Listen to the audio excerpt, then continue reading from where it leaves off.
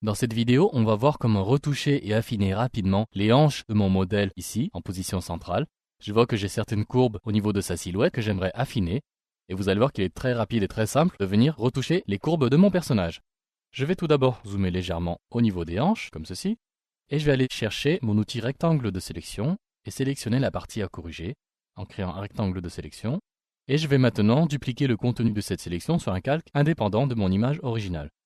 Je vais par exemple me diriger dans Calque, Nouveau, Calque par copier, dont on voit le raccourci clavier CTRL-J. Le calque est créé, je peux le vérifier d'ailleurs en décochant la visibilité de mon arrière-plan. Ce calque, je peux le renommer aussitôt, afin de ne pas m'emmêler les pinceaux au niveau des calques.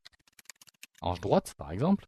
Et sur ce calque, je vais appliquer une transformation, que je vais aller chercher dans Édition, Transformation, Déformation. Je vais zoomer légèrement pour mieux voir l'impact de ma déformation. Et cette déformation me permet tout simplement, par l'intermédiaire de ce maillage, de déformer l'intérieur de mon image. Vous voyez que lorsque je clique et que je déplace simplement à l'intérieur du maillage, je déforme celui-ci et je peux venir vraiment réadapter le contenu de ma sélection, autrement dit le contenu de mon calque, comme je le souhaite, en déplaçant simplement les nœuds autour ou l'intérieur du maillage. De cette manière, on va lui affiner une jolie silhouette, comme ceci. Et lorsque je suis satisfait, je peux soit cliquer sur ce petit bouton, soit appuyer sur Entrée par exemple, comme je le fais actuellement. Et voilà, en 2 clics, j'ai déjà affiné une partie de ma hanche. Je vais faire de même au-dessus, pour cette petite partie, comme ceci. Je vais tout d'abord me positionner sur le bon calque, puisque je vais dupliquer le contenu de ce rectangle de sélection. Mais cette fois, je vais faire CTRL-J pour dupliquer, comme ceci. Un calque que je vais aussitôt renommer. Pour les droits, par exemple.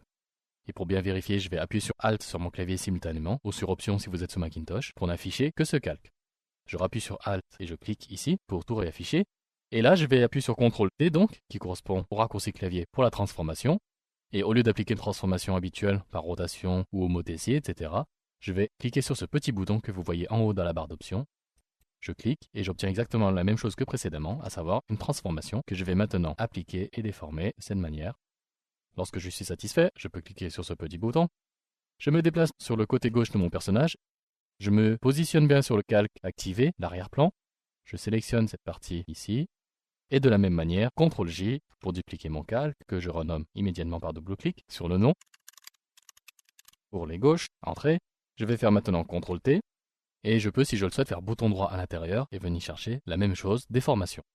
Je vais rezoomer légèrement par CTRL+, et vous voyez que c'est vraiment très simple, il suffit vraiment d'appliquer juste la déformation, et déformer simplement le maillage en cliquant et en glissant la souris. J'appuie sur Entrée pour confirmer, comme ceci.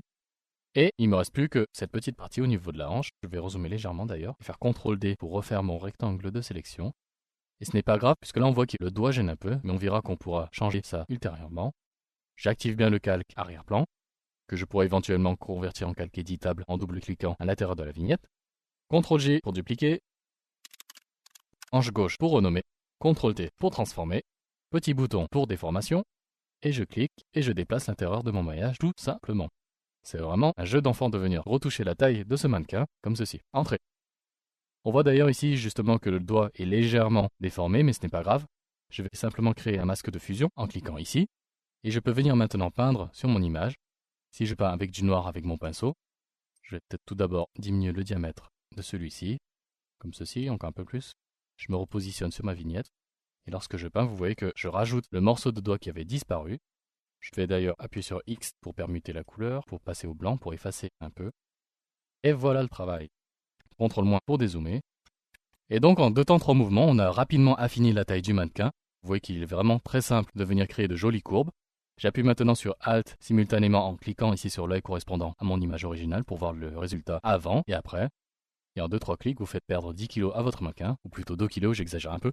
Mais sachez que néanmoins, dans les magazines de mode ou dans les photos publicitaires, vous pouvez faire de même, non pas pour corriger cette fois, mais par exemple pour augmenter la taille de la poitrine, pour augmenter la taille du décolleté, ou élargir les épaules, etc. Tout est possible. Et dans mon cas donc, le fait d'avoir affiné la taille me permet alors d'obtenir une jolie photo d'ensemble.